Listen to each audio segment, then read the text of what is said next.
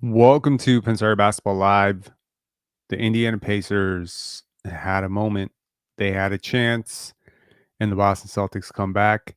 A very crazy comeback win. We're going to do a few things in this live. First, we are going to talk about the game and basically the overview of it.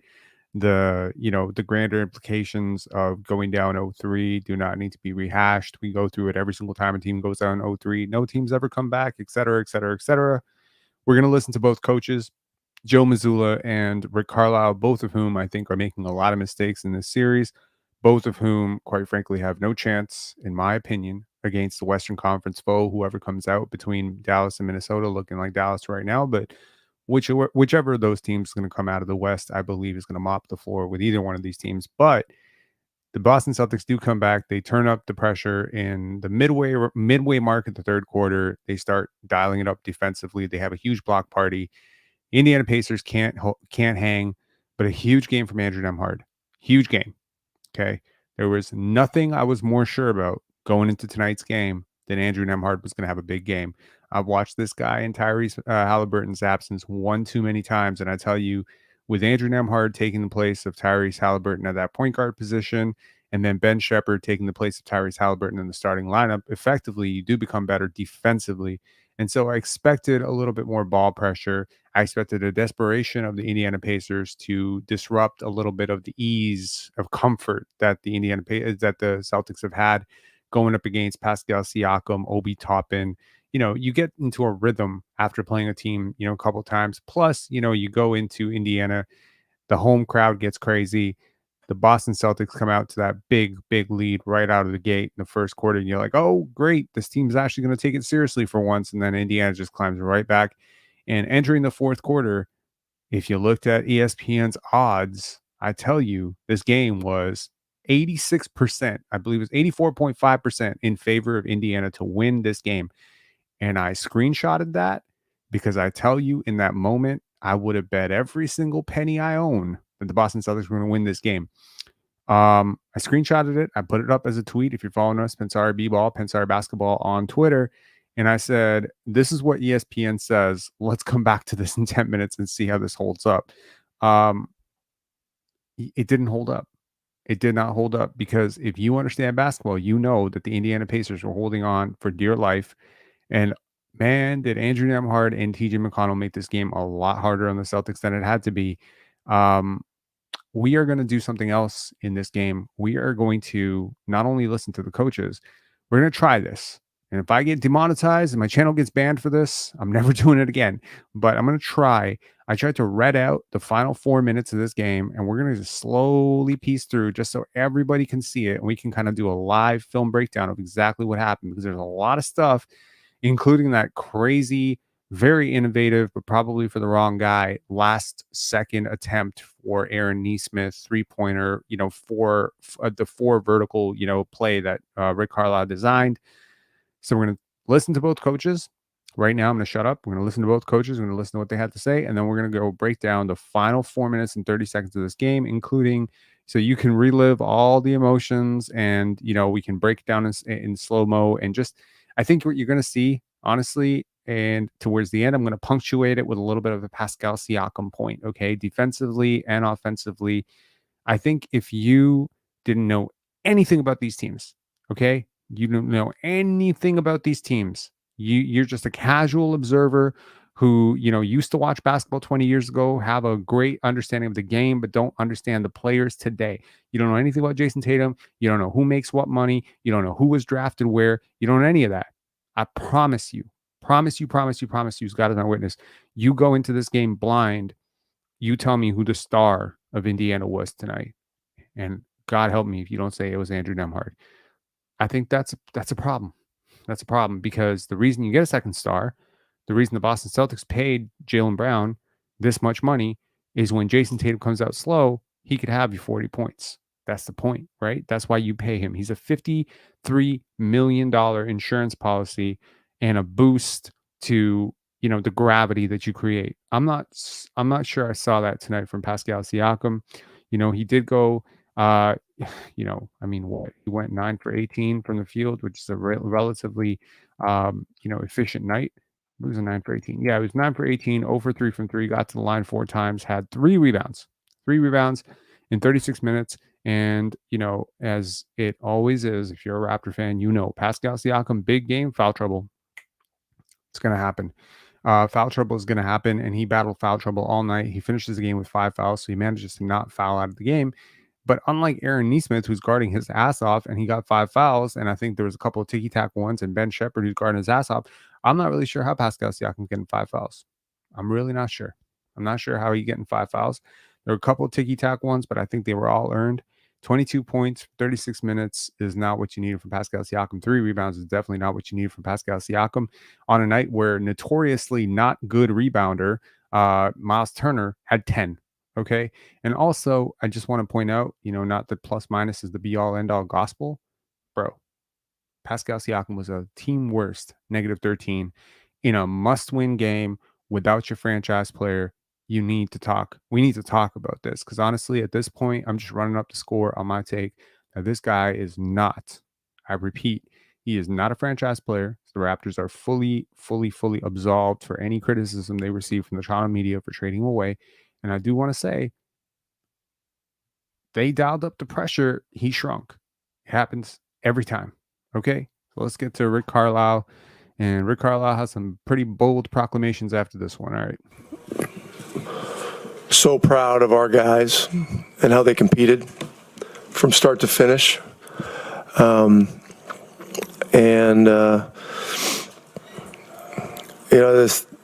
Our thing all year has been just compete level and bring everything you can and all that. And they did. There were a lot of things out there that I disagreed with that, I think any Indiana fan would disagree with, but we're going to be undeterred. We're going to be back here Monday night looking to extend the series. And we're going to come at them even harder. We have to. We don't have a choice.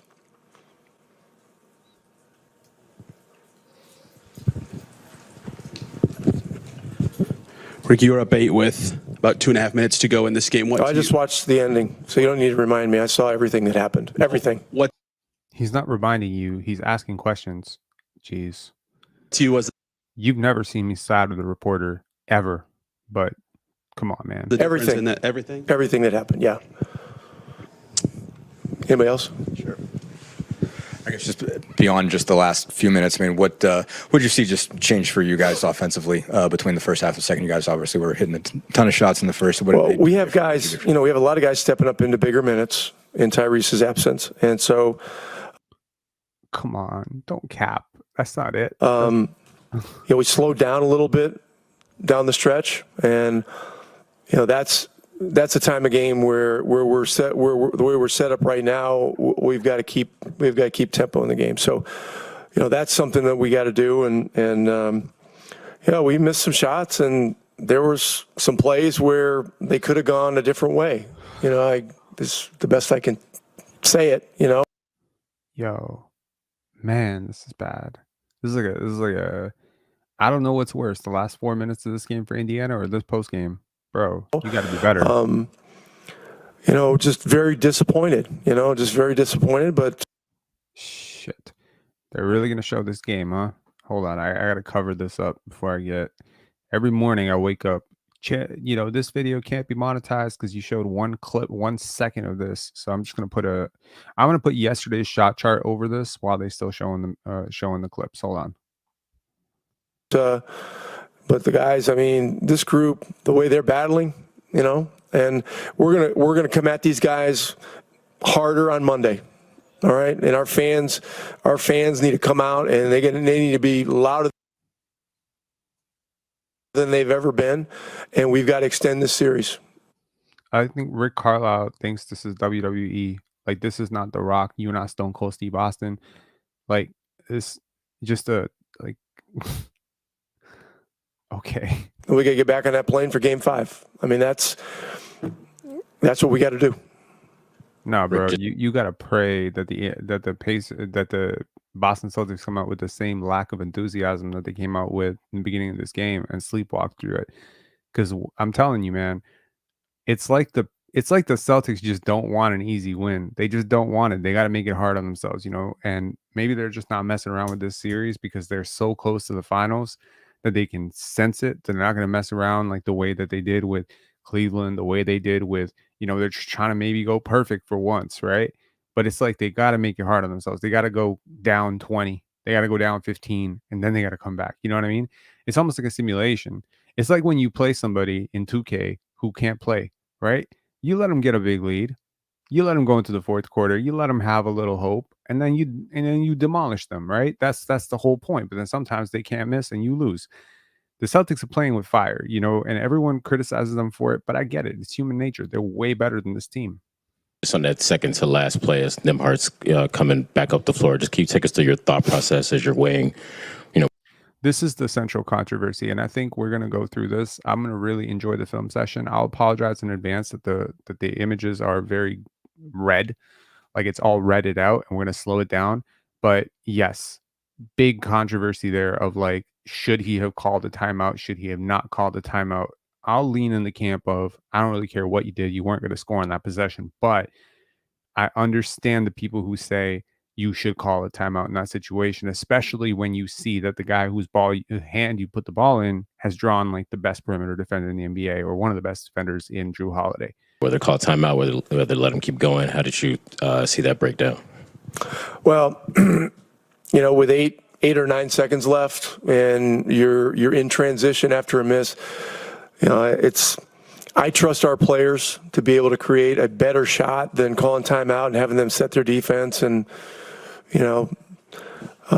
run, our end of game stuff on their video and show their players. It's more of a play basketball type situation. And we've done well this year, trusting our players.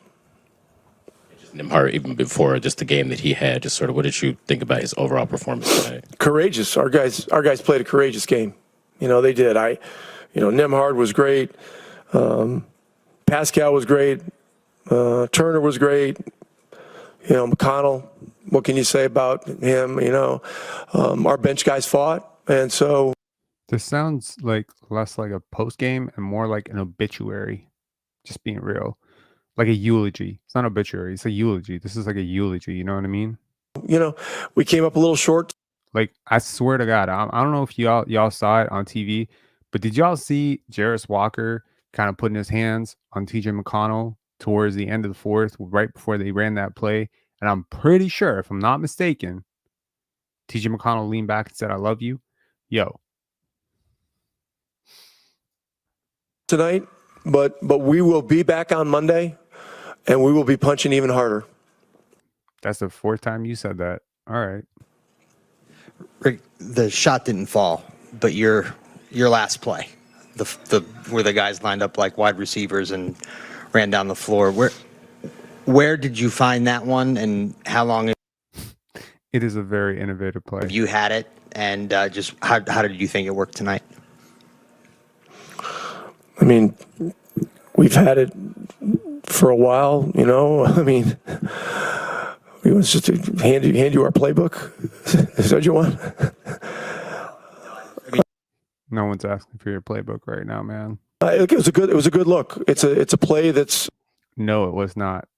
And I'm gonna say that again. No, it was not a good look. That was conceived by Mike Weiner, who came up with it, and we've used it a couple times over the last couple of years and gotten looks on it, and so same situation happens next game. We'll have something a little bit different and hope we get the same kind of look. Rick, no one in NBA history has come back from down 3-0. Why, in your view, is this group equipped to do it? Let me guess, you're gonna punch harder. We got to look at what's in front of us. I totally forgot about that one. My bad. We got the best fans in the NBA here. Not gonna help you. We got the greatest basketball building Also not gonna help you. on the planet, and I disagree heavily with that one. we got another game in front of them. As such things go. Go after these guys. Oh, another okay, what are we getting in game 4, bro? And believe me when I tell you, we are going after them. That's 5. That's like threats. Like, I don't get this type of, mentality when you're down. Like, just different schools of thought. Personally, I think if I'm Rick Carlisle right now, I accept that I have no shot in this series, but I do have a shot next game. And so I probably toe the line of we're gonna come out there and we're gonna be professional. Like, just be straight. Why the need for all the extra bravado? Tariq saying Rob hates the Pacers. Bro, you'd be surprised to know that prior to Pascal Siakam getting traded to the Pacers, I was a pretty big Pacers booster. Okay. I really appreciated the style of basketball they were playing. And I have stood behind Rick Carlisle pretty much my whole life. We're talking back to 2002 is since I've been supporting this man. I've never turned on him. Right now, I feel like he's really messing up. I really do believe that. He's still a fantastic coach, but this press conference ain't it. I knew he was going to play just because I have faith and trust in him. Okay, so this is the storyline coming into the game was Drew Holiday feeling really sick. Wasn't around a shoot around in the morning, so he's being asked about that. And I thought he just played a really good game. That's a trademark steal that he always gets with the inside hand. He gets that a lot usually when the guy's coming down the sideline, but he got it in transition. So I've been looking forward to a couple of those. He hasn't gotten as many as I would like him to have gotten this year. So, but he made a big time play. Rambo Gamma saying fantastic. Is Rick Carlisle a top 10 coach? Yes, in my opinion, he definitely is a top 10 coach. Also, kind of interesting. Rick Carlisle, if I'm not mistaken, was the same coach in Dallas who said he didn't want to run KP post ups, and it would have been a little bit bittersweet to see Kristaps Porzingis actually suit up in this series and just obliterate the lack of interior defense. I would have loved to see that. Honestly, that would have added an extra wrinkle to this top 10 all time. Fuck no. Currently, yes. Top 10 currently.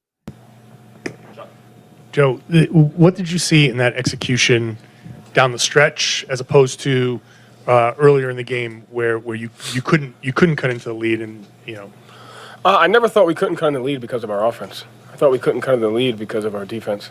And so I liked our execution throughout the game. Our shot quality at halftime was like one. This drives me crazy.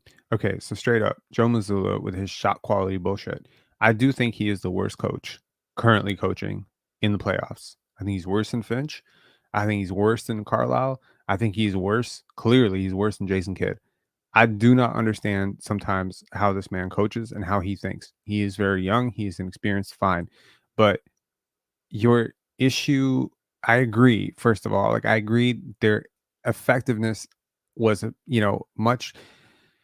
I think he relies too much on analytics, which is so weird because I obviously rely on analytics quite a bit myself. So I understand what he means by shot quality and I understand what he means by these numbers that he references sometimes. And I totally understand that a 3-point shot is worth more than the 2-point shot. But sometimes you have these early threes in the shot clock that are just not good shots. And your shot quality metrics are going to tell you they're great shots. But man, like, there is more to basketball than numbers. And sometimes the Celtics play like they're trying to fucking count cards in Vegas. You know what I mean?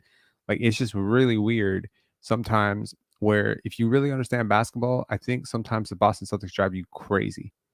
And it is largely because of these Al Horford threes and this kind of like long dribble ISO possessions that end up in like very stagnant basketball and his just general lack of urgency sometimes.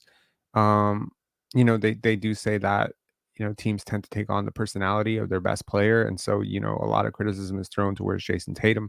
But I do believe that I saw a little bit more dog in Jason Tatum and the Boston Celtics when they were under Ime Udoka. Granted, scandal notwithstanding, that's not Joe Mazzulla's fault, but I really do think he's a terrible coach.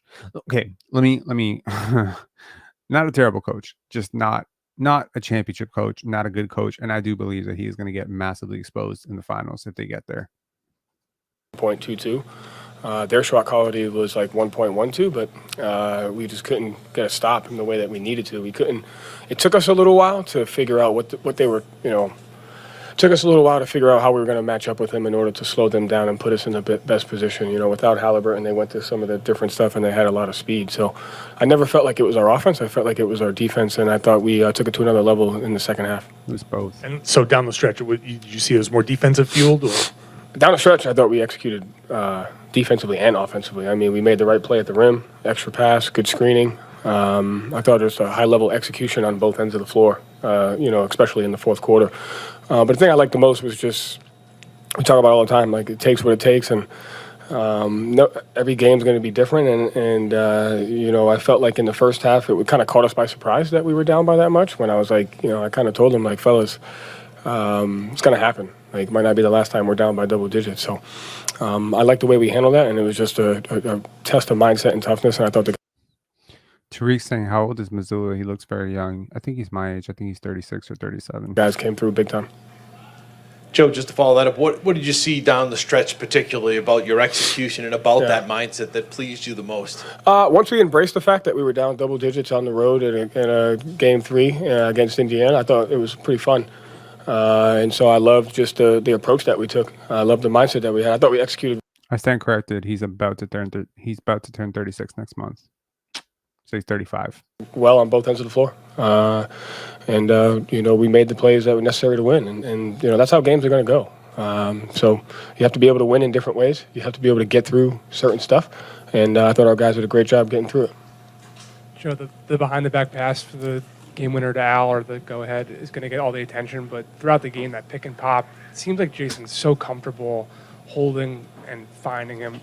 Have you seen them developing that throughout the last couple of years? Is there things in practice, or is that just like rep and rep after a game that kind of develops that chemistry? Yeah, I mean, that should get there's a lot of plays that should get attention from multiple guys, but just our offensive execution in general was good, and our pick and roll execution was good. I thought guys made the right play at certain times, whether to drive it, whether to pass it, one mores. And so I thought even when we had some empty possessions where, we got a couple shot clock violations, I thought we were playing with the right intentions, looking to make the right play, and that's the most important thing.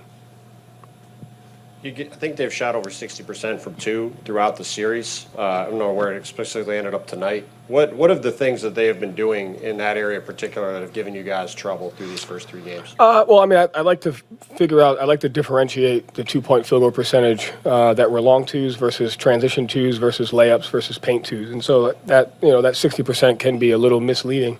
Because some of the 2-pointers we have to live with because they're good at the other stuff, especially with Haliburton. So we got to break that number down and figure it out. Obviously, the transition twos are layups, so you got to fix that with your turnovers and your offense and not getting cross-matched. The layups in the half court you fix by your shift activity. The non-paint long twos you don't fix nearly as much. But they do a really good job of fighting to get the ball lower and lower, which makes it harder to switch. And they do a really good job of counteracting our ball pressure by getting it low. Like first drive, and the second drive gets a little bit lower. By the time you get to the third drive, it's really hard to switch that, and then they end up already having a foot in the paint. So in the first half, we didn't have great ball pressure, and they were able to get it lower, lower, lower. In the second half, we picked up our ball pressure, and they couldn't get it as low as they wanted to, and we had better shifts. In addition to the ball pressure, you said you found some things that you liked as the game went on in terms of matching up with them. What were some of those things that you liked as it went? I mean, I can't tell you that, but I know we found them. Let's try. Joe, just the performance of Al Horford, who just keeps churning away mentally, physically, and what he did tonight. Poise. Like I said, I felt like even when it wasn't going well for us, which we have to expect that it's not at times, we just kind of stayed right there. And Al's kind of the anchor to that. But I think tonight it was everybody. Everyone just kind of stayed there. And, when we got it to 10, being down 10 on the road in a playoff game should not be anything other than normalcy. And so we just had to normalize it. We had to normalize the situation we were in. And Al's poise and leadership. And I think everybody showed that as well. Joe, you went with Xavier there for a little bit, first time in the series. What do you feel like he gave you guys, particularly on the defensive end there in the second half? Yeah, I mean, his ability, he's a great screener. He creates separation. And he has the gift defensively to be able to play both in drop and switch. And so we were able to change our coverages when he was out there pretty frequently. He can guard different matchups because of his ability to play in drop and in switch. And so he just gave us some versatility, and I really appreciate with what he's going through right now, just him even being here, and then the ability to call on him and him deliver for us just says a lot about who he is as a person. So I appreciate him for that. It felt like, especially down the stretch, like there was just a different level of physicality on defense with you guys, more of resistance. I mean, you talk about that's kind of what separates at this level. What did you see, and what was kind of behind it? That our ball pressure stayed consistent, and then when we picked them up, they couldn't get it lower, and lower, and so like they still got it to where they want a little bit, but we gave, like you said, we had more resistance defensively. We had better shift activity defensively. And, we were just able to kind of do both. They test you with their dribble drive. It's really hard because their spacing is not predictable. And so you never know what type of space you're going to be in, so you don't know where the shift is going to come in from. So it's a real, the guys did a great job communicating matchups, coverages. We went zone. But, once we were able to figure out the frequency to kind of slow them down a little bit, the guys really executed. Joe, you talked about being caught by surprise that you're down double digits, embracing that you're down double digits. Can you explain, before you embrace it, what does that look like, and after you embrace that, what's that process? I think you get caught up when you're down. You're just kind of like, shit, we're down, or we're down, or nothing's going our way, or such and such. It wasn't as bad as it felt for me personally. As I'm processing the game, I was like, this feels a lot worse than it actually is. We just got to tweak a couple things, and once we get it, we'll chip away at it. And so once you get out of the mindset of focusing on what's happened, and you get in the mindset of focusing on what needs to happen, then you can just kind of make the shift. And I thought the guys did a really good job of that. But at one point, I was like, look at the scoreboard. I was like, fellas, look at the scoreboard. Dallas was down 18 last night. This has to be normal. We have to know that we're going to be losing in the playoffs at some point, that we have to play through it. And the only way you play through it is by being in it. And so I thought the guys did a great job staying present in it. I'm curious, the very last play, had you ever seen that formation that they came out with before? Yeah, it's a really good play. I think Miami runs it. I know Indiana runs it. It's unpredictable. So we had a game plan. We were looking to execute our need 3 defense in some capacity, but just like their half court offense, no idea if that was if it was reads, but that was definitely hard to guard. They got a good shot off. Some of it is luck too. We'd all sit here and say that shot goes in, we're having a completely different conversation. So not necessarily luck, but you need stuff to go your way sometimes. So you're talking about feeling calm throughout that whole process during the game. You took more than twice as many threes as they did. And you had a few sections where you missed a ton of open threes. You guys kept firing. Al, JT have both been shooting poorly a lot, and they kept firing, and they eventually came out on top. How does that 3-point volume discrepancy help you feel calm? Yeah, it's again, we didn't go into the game saying we have to double them up at the 3-point line. We came to the game saying you got to take the best shots possible. And so we did a great job in the second half, and really most of the game, of just taking the shot that was available there. If you break down the defense and they're taking away the rim and there's a 2-on-1, you have to make that play. And so I thought we just kept chipping away by taking the right shot every single time, whether it was a 3, whether it was a layup. And when you do that over the course of possession, I think it gives you a chance to get back into a game, and I thought the guys did that. Thank you, Joe. Thanks. We'll have Jason, Drew, and Alan here. Okay, so let's get to this. All right, you're gonna see me stop and go a little bit. I apologize. It's very Reddit out, but hopefully we can call it, as we're going along. Let me try to make myself a little bit smaller. Okay, cool. So I'm at the bottom of the screen here. So at this point, it is 4 minutes and 34 seconds to go. Boston is down 4, and right now you're gonna see Miles Turner sets the screen. Andrew Nembhard. And you got 2 in the corner for the Boston Celtics, and both of them are non-shooters. I do not understand the spacing. If you look over to the corner, you have TJ McConnell and Aaron Nesmith in the corner. You got Pascal Siakam on the other corner. So the Celtics can pretty much go 5 to the middle and not suffer any consequences, because Nembhard, unless he's popping off this, and somehow the Pacers managed to score off of this, it's really interesting. If this is deliberate, this is crazy. So here, Nembhard gets a little bit of a shake, a little step back, and Stephen A. Smith comparing him to Luka Doncic at halftime. Sure, yeah, he makes it. So now we go 101-95. And at this point, I think the odds makers would pretty much say this is Indiana's game, right?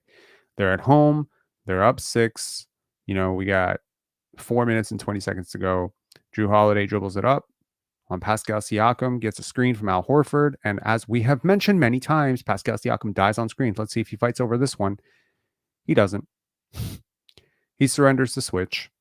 And of course, now you got Miles Turner against Drew Holiday, so your top rim protector. So if Drew Holiday can just keep him out, the paint is open. The paint is open, and who is there to protect the paint? A 6-foot guard, 6'2" guard, Andrew Nembhard. So right now, Drew Holiday probably should try to pull Miles Turner out and probably initiate something for Jason Tatum out of this, but he doesn't. Let's see what happens here. Little dribble handoff. Nope. Okay, a little excuse me. This is frustrating. Okay, so in a way, he does get to where I'm saying he should go. Now there's a little bit of confusion. Everyone's spaced out. Pascal Siakam has sort of recovered to be more of a paint protector in case of a drive. And now Drew Holiday is like, okay, let me just try to take him one-on-one. Nope. Dribble handoff for Jaylen Brown.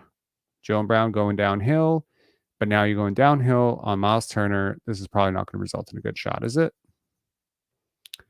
Could go corner. Al Horford could pass out to JT. But boom. Dunk right on his head. Sometimes special players do special things. All right. B, why is it red, bro? It's red to avoid copyright.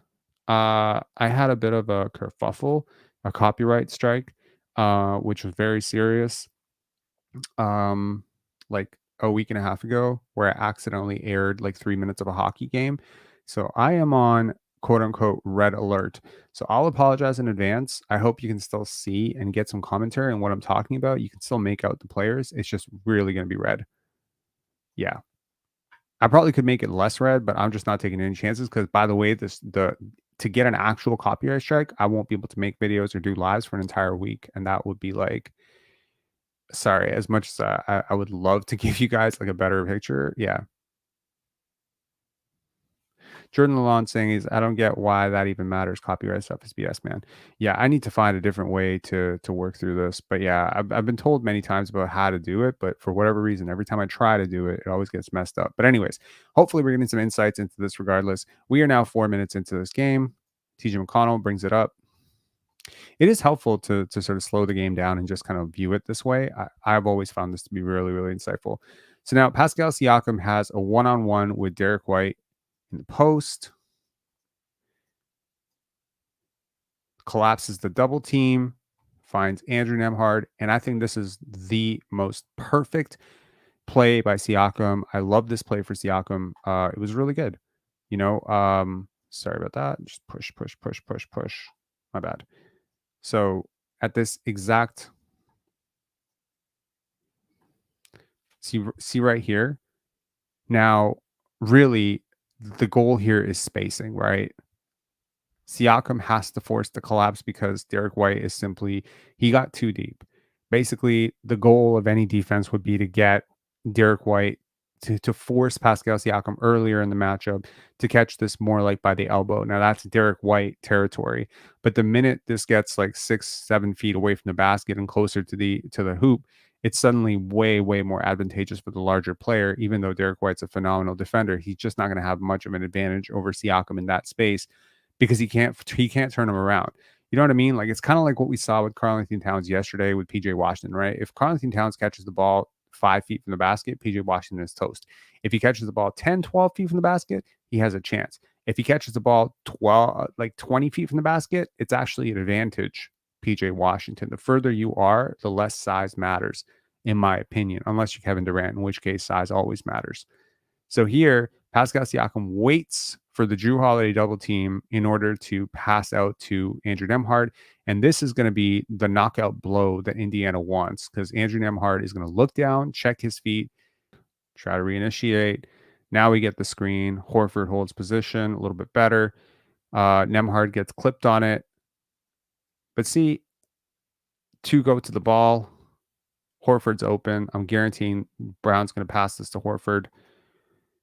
And if this results in an Al Horford 3, this is a win for Indiana's defense. But Al Horford passes the ball off, and boom, reinitiate, set the screen. Do you see why I hate Boston's offense? It sucks. This sucks. This is terrible offense. It just happens to be that the personnel is holding it up, and now you've got Al Horford in the post one-on-one against TJ McConnell. There's Pascal Siakam in there to offer some help, which is the wrong player, because if that's Miles Turner, you're in a better position if you're Indiana. Because that's Pascal Siakam, plus you got Drew Holiday kind of occupying him. This is a good matchup and a good possession for Boston. And Horford is going to get this to go. And again, it's because you don't have the rim protection of Miles Turner in there, and Siakam just isn't it. So again, okay, let's move forward. Okay, where Miles Turner sets this back screen really, really high up. Derek White recovers. You see, like, it's so interesting how many screens Indiana sets, and somehow the players always find a way to recover. This is going to be drive, and then boom. This is just an incredible shot. If he could have hit it, but he doesn't. Pushes it out. Doesn't he hit a shot here? I'm pretty sure he hits a shot here. So initiates again. Is this going out? Ah, yes. This is the TJ McConnell 3. So they ignore TJ McConnell. And as you can see at the bottom right of your screen, TJ McConnell, number 9, is wide open. And he's going to hit this. He's going to hit this. And once again, the Celtics expose themselves. They leave that corner shooter wide open. Once again, Indiana makes the right pass. Once again, they pay. And now you are at 107 to 99 with 3 minutes to go. And I think at this point, you're thinking, this is over. Like, this is, you're done. If you're like the Boston Celtics, you're like, okay, GG, nice try. But Andrew Nembhard and TJ McConnell back to back, we traded 3s for 2s, and boom. Okay, let's see it again here. Now, TJ McConnell applying great ball pressure here to Drew Holiday. Drew Holiday's going to run a dribble handoff here, or just pass off to, ooh, the communication, Pascal Siakam. Okay, so rewind that. Let's just see what should have happened. Okay. So, should have been a switch right there. It is. And then they do it again. And here there's a miscommunication between TJ McConnell and Pascal Siakam, which is going to allow Drew Holiday to slip. Because right now, Siakam, probably their scheme, I'm not sure how they wanted to cover this, but I'm assuming someone is supposed to rotate. Obviously, there is a massive defensive breakdown, and with TJ McConnell coming up, it should mean that Siakam goes back. Siakam is the interior defender among the two. Obviously, if you're thinking about this defensively, if you could draw out this play defensively, if you're Rick Carlisle, obviously Siakam is the lower defender in this situation, and so switching in that situation would have made a lot of sense. Which means technically in this case, Siakam's supposed to switch. He doesn't switch. He goes to the ball, and then boom, Miles Turner is too far away because Miles Turner is preoccupied with whether you're going to have an Al Horford 3. Right? And boom. That is inexcusable. An open layup. And that, to me, is the breakdown of the game right there. Because that's how 8 down, you get a stop. You get even one stop. And I feel like you could feel the air just breathe in Indiana. But now the Celtics 101, 107, boom, back in it. And I'm telling you, man, like, if we look at the game probability, if we look at the odds probability for this, hold on, give me one sec here. It's like right there. Like they were right there. Like they were like, it was like knockout blow time. Where are we? Look at the win probability. What we're talking about.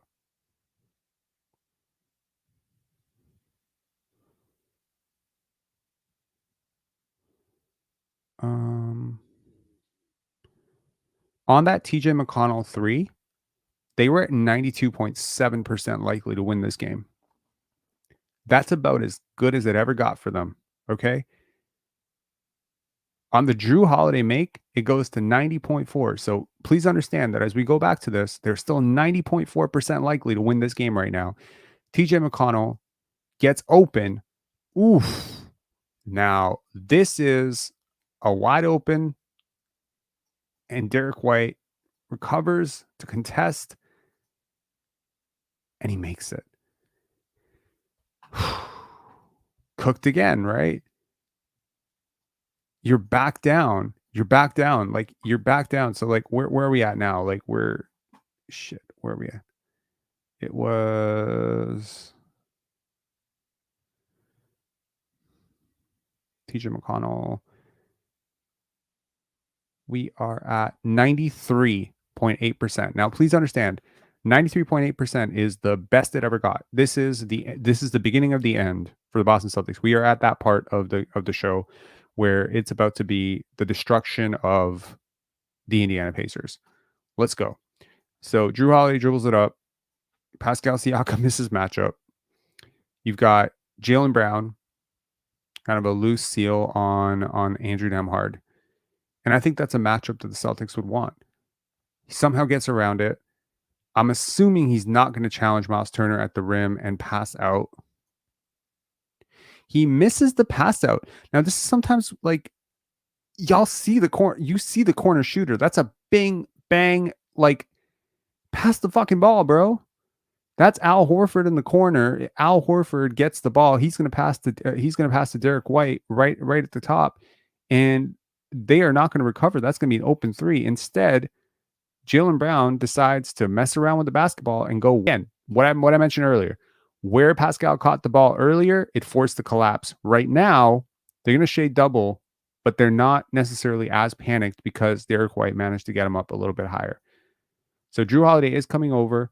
Here comes a double, and Derek White is going to properly switch. Take notes, Pascal Siakam, because he's going to check TJ McConnell cutting through the paint. I guarantee it. Boom. There we go. So now Pascal Siakam's initiating the offense now. There wasn't a lot of Pascal Siakam success late. Pascal passes it off to Andrew Nembhard. Probably a good choice.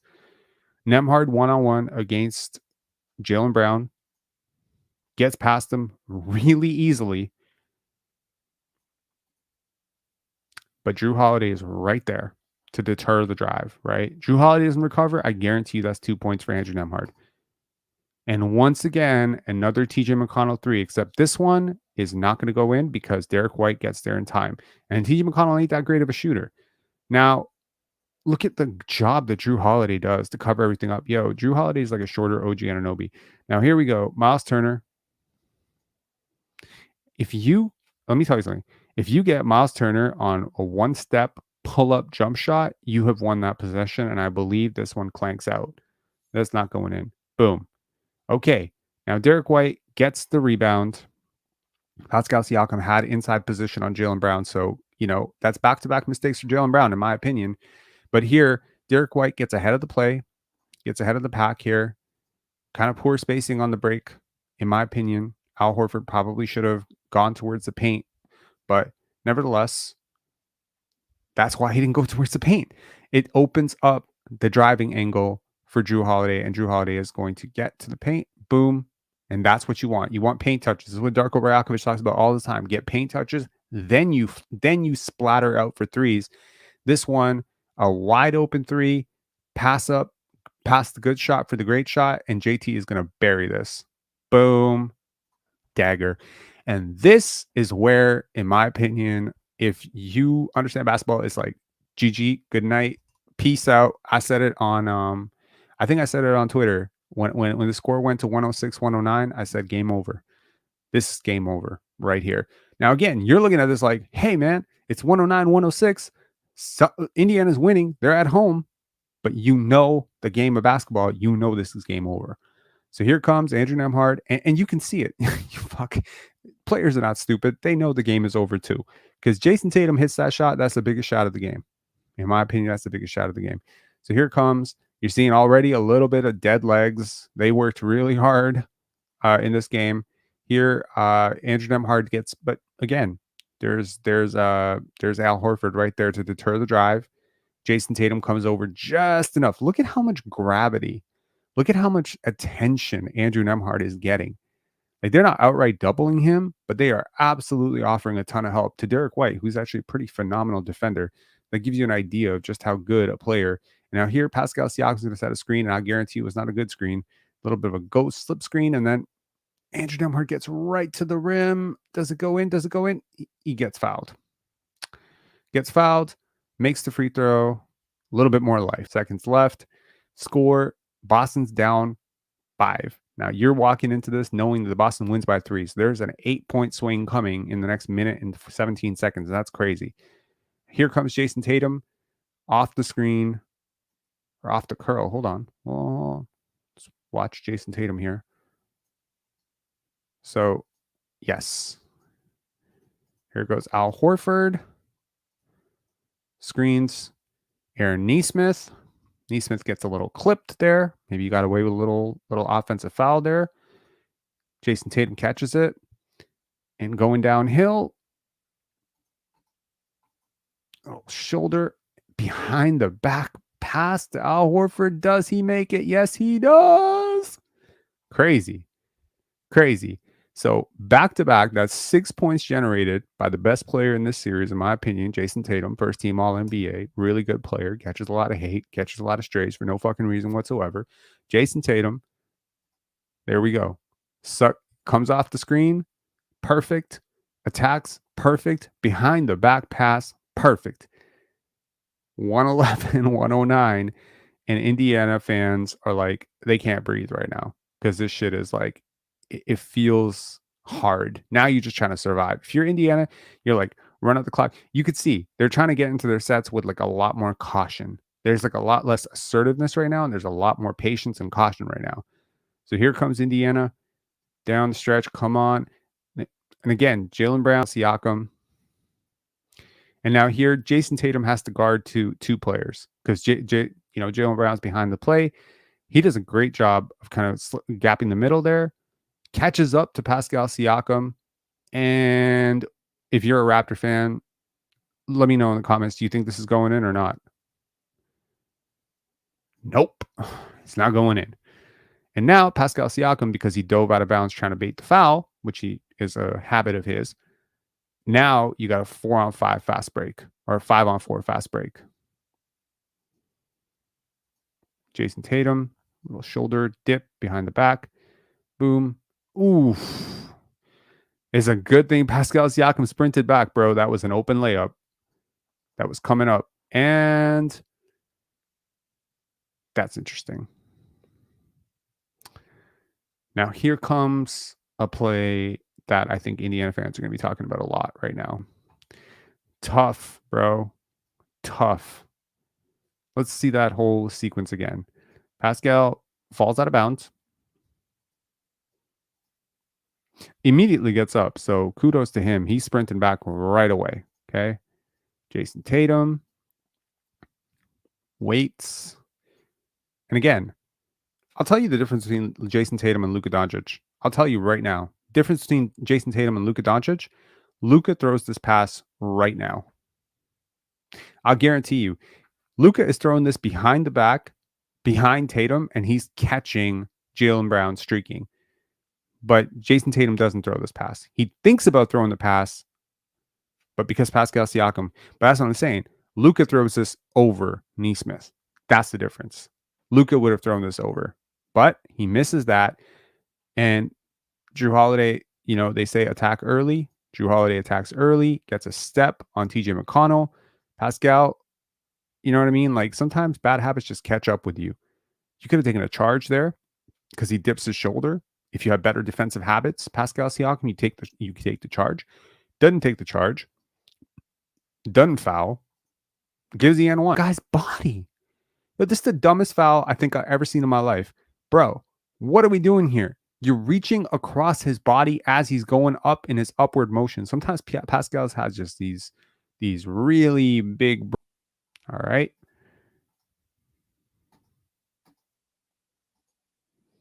Okay. And here goes.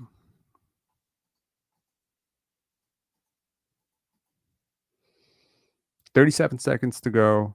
Indiana down 1. Okay. You don't need to rush this. You're not going 2 for 2. You don't have to go 2 for 1. Hey, you go dip shoulder into and that almost went in. So it was a good shot. A little early, maybe. Would have preferred a little screen, maybe a paint touch, maybe a kick out, reinitiation. But hey, they just decide, hey, we're not passing the ball. Andrew Nembhard, you do your shit, right? But I will say one thing. If you're a Toronto Raptor fan who is like, we missed out on this Pascal Siakam guy. Why is Pascal Siakam not taking that shot? If he's your franchise player, he's going to soon to be your $45 million man. He's the all-star. He's all NBA. You got a second stringer who started this season out as a backup guard. Okay? Backup guard. Let's be real. Andrew Nembhard, Aaron Nesmith both started this game out. Why is the final play drawn up for Aaron Nesmith? Why is all the offense going through TJ McConnell and Andrew Nembhard, who are both backup point guards? That's why I'm trying to tell the Toronto Raptor fans for like pretty much like 2.5 years straight. This ain't it. Okay. See how they react to this. You don't need to foul, right? Jrue Holiday. Now you'll see Joe Mazzulla like timeout.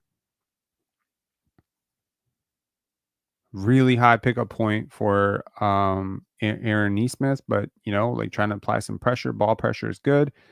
Al Horford once again sets that screen.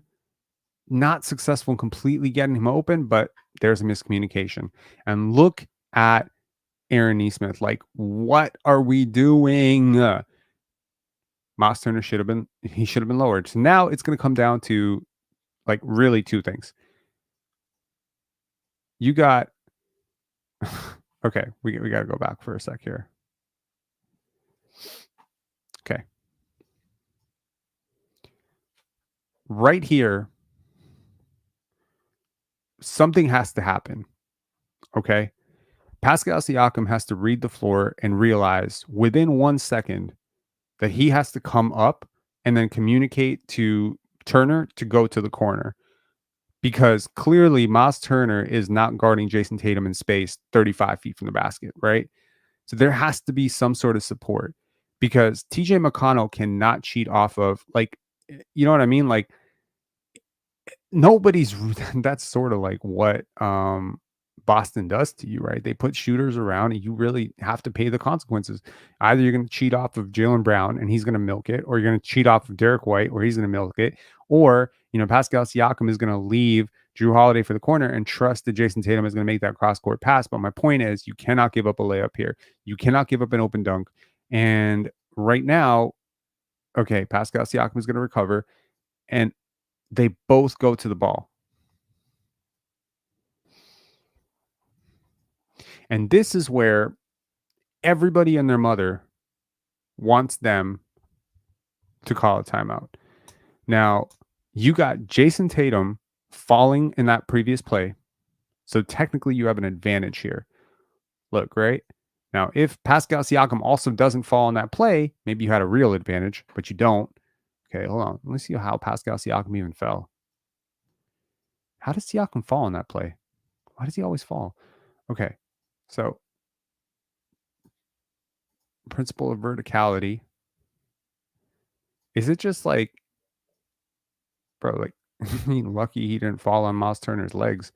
Okay, and now, so Andrew Nembhard is going straight up one-on-one against Jrue Holiday. Jrue Holiday got 3 guys back. Adam Morrison, you're doing too much. Shut the fuck up. Like, seriously, I'm tired of you, bro. Like, just stop. Like, I know you're a troll account. Just shut the fuck up. You have chosen literally the worst player in NBA history as your moniker. I get that. So I'm not expecting gold mine from you, but please stop doing what you're doing right now. You're really annoying. Okay.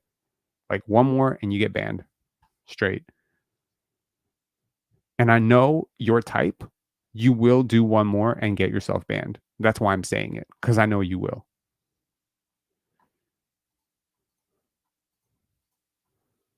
Okay. And boom. Boom. And that's all she wrote. And that's the game right there. So you ask yourself, in this situation, do you trust Andrew Nembhard going one-on-one against Drew Holiday with Al Horford and Derek White, who had already swatted quite a few shots at the rim?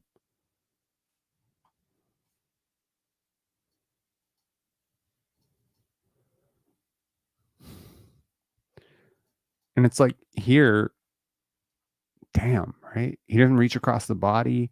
He just exposed it for a millisecond. And kudos to Drew Holiday for making that. And then Pascal Siakam with this foul, which I really believe could have been a clear pass easily, right? This could have easily been a clear fouled. Okay, so here's a little close-up of that. Kind of shakes him. He loses his balance there. Damn. Like, you talk about, like, athletes. And look, he goes into his body, kind of like, you know, and it's just like, you can't show the ball this much. You got to keep your body. Like, I think, kind of weird thing, right? When you lose a defender like that, like, I think, honestly, what I think happened, I think when Drew Holiday lost his balance, because you see his feet are like in one direction and his face is in another, right? So when he loses his balance right here, like, look at his body, bro. Like, just look at it. Like, that was some fancy ass dribbling to stay in front of him right there. And when he loses his balance, he breaks his balance with his hands. And when he does that, I think Andrew Nembhard right there, he sort of thinks there's a gap to attack. And he starts attacking, and then Drew Holiday recovers. And it sort of surprises him. And that's when he's probably thinking of the counter, and boom. You got one step ahead mentally. You're probably thinking, let me go into him and step back. Has he step back or maybe turn and then spin around him? You're not doing that shit to Drew Holiday, bro. And therein lies that boom. You know, that's it. Like, look at the balance, bro. Like, this is some crazy, crazy athleticism. Oh, you reach, I teach. Boom. It's over. And that's really interesting formation here. Here's what I would change. I would have Pascal Siakam as the inbounder, and I would have Andrew Nembhard as my number one option to catch. I've seen Andrew Nembhard hit clutch shots. I'm not designing this play. And you know, you got Doug McDermott on the court, so kudos on that. But yo, why do you have Pascal Siakam even on the floor? I know he's not catching this. I know he's not catching this basketball, and so does Jason Tatum. So, I mean, okay, what are the options here? Take a look, right? So everyone's staying with everybody. Drew Holiday tags Miles Turner. Great matchup. Speed against size, strength against strength. Tatum is just denying Siakam, right? And tough. And the one guy who gets open, I'm trying to see like how he got open. How, just watch.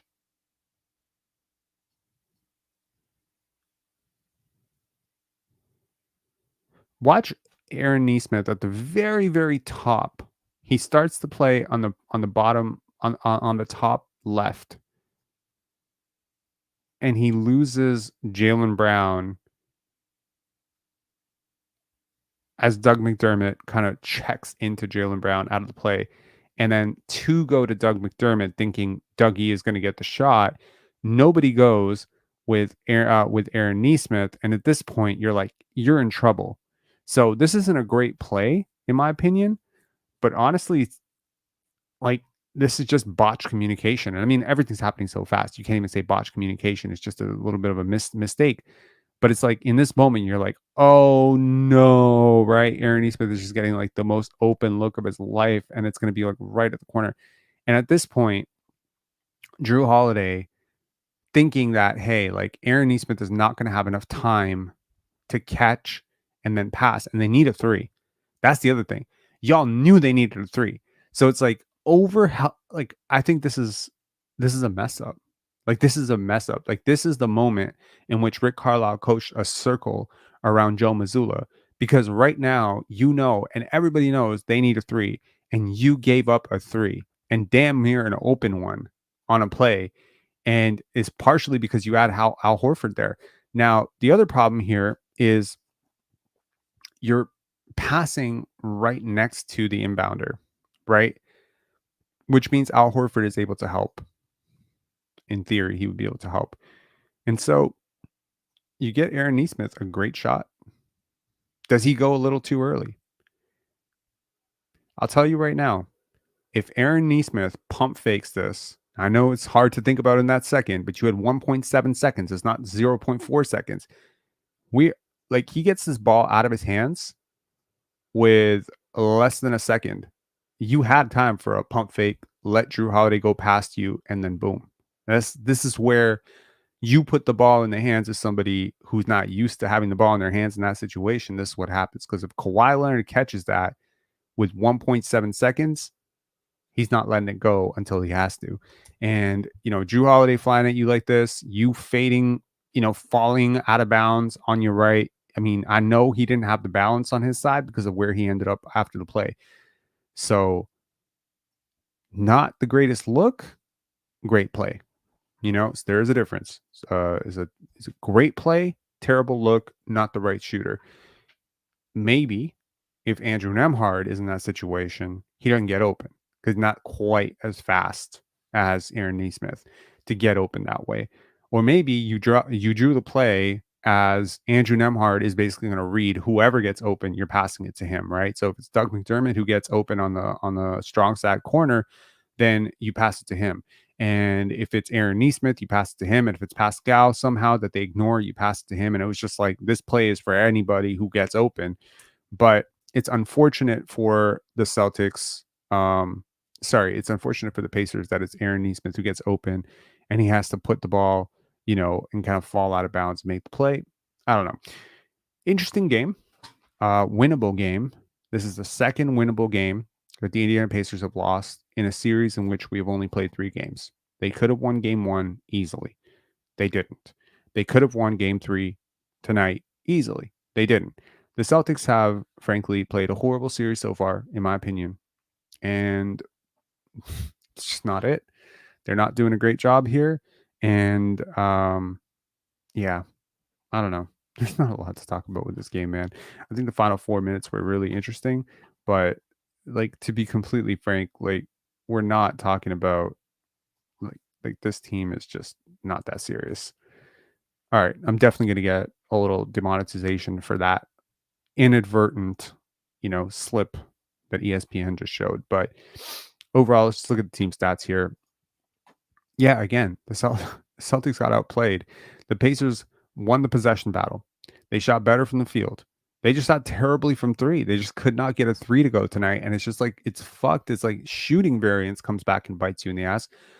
But the Pacers were shooting like 67% in the first quarter. It was crazy. I think it was like first half or something. It's just nuts.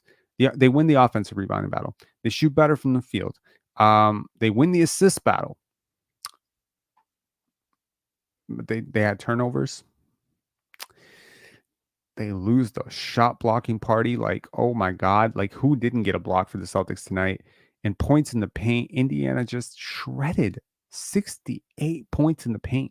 Like, that's crazy. 68 points in the paint, 20 points off of turnovers. And by the way, you put them at the line a little too often. I think it's just defensively, man. Go Bobcats. Come on, man. All right, Adam. All right. Yeah, it's tough.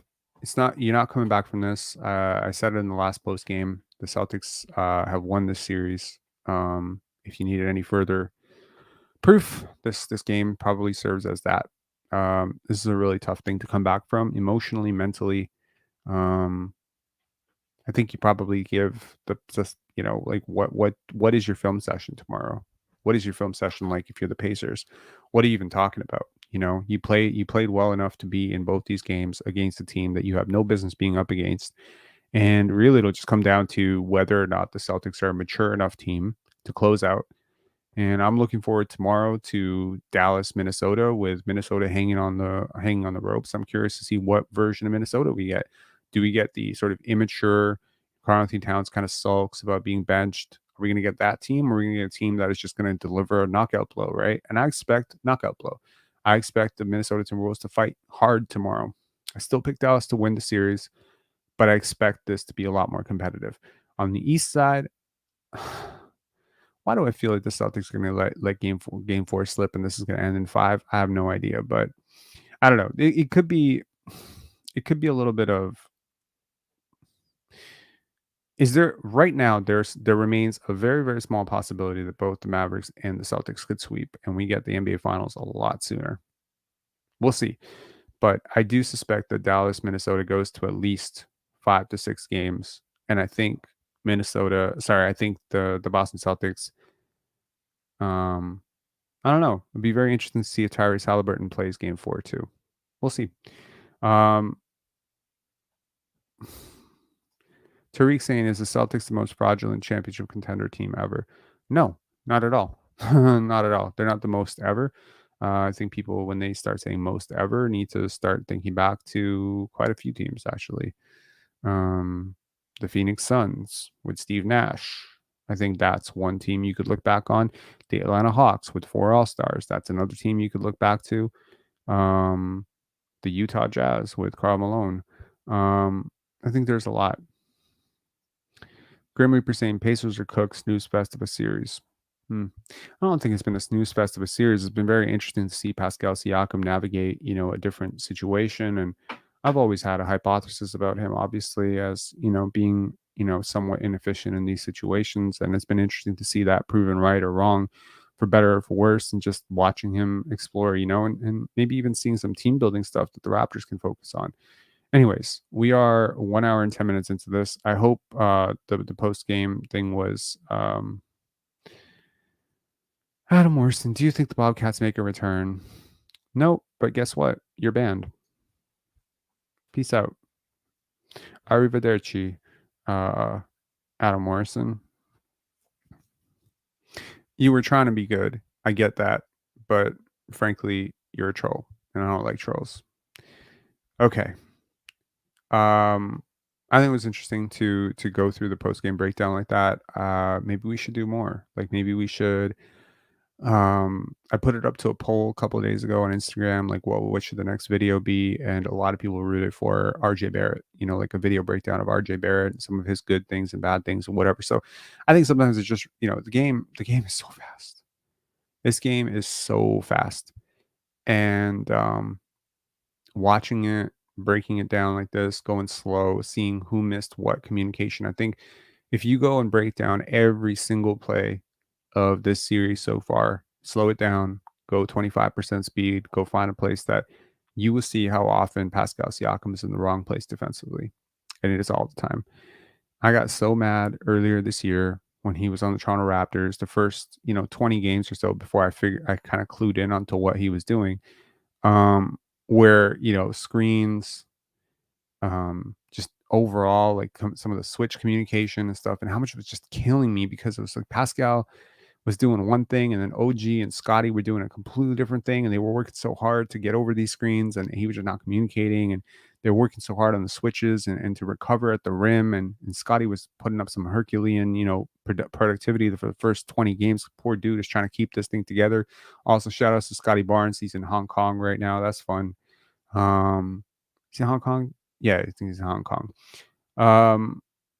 Yeah. So I mean, it's interesting, to see that in how it's manifested. I do think Pascal Siakam's played better as a pacer, but some of the issues still remain. Graham Reaper saying Luka versus Tatum will be fun to watch. I agree. I think it's gonna be great. I think whoever comes out of the West, again, I think it's gonna be Dallas, but seeing vids of RJ working on that mid range, he needs that in his game. Yeah, I think we saw a bit more of a passing playmaking evolution from RJ Barrett, which was really encouraging to see. And I believe we also saw a lot more of like the mid-range stuff from him and 3-point shooting. So if he becomes a 3-level scorer who has his athleticism in transition, and he gets downhill the way he does, and his handle is probably a little bit underrated.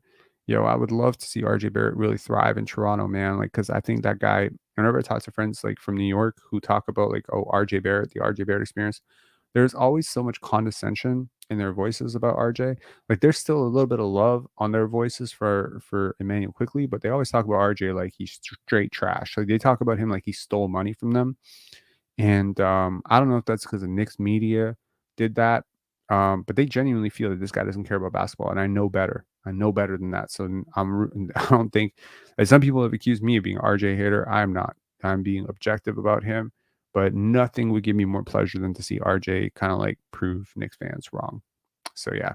All right, guys. Talk to y'all later. I'll talk to y'all later. Make sure to hit like, subscribe, and all that good stuff, and let me know in the video if you think that Indiana should have called a timeout. All right, peace.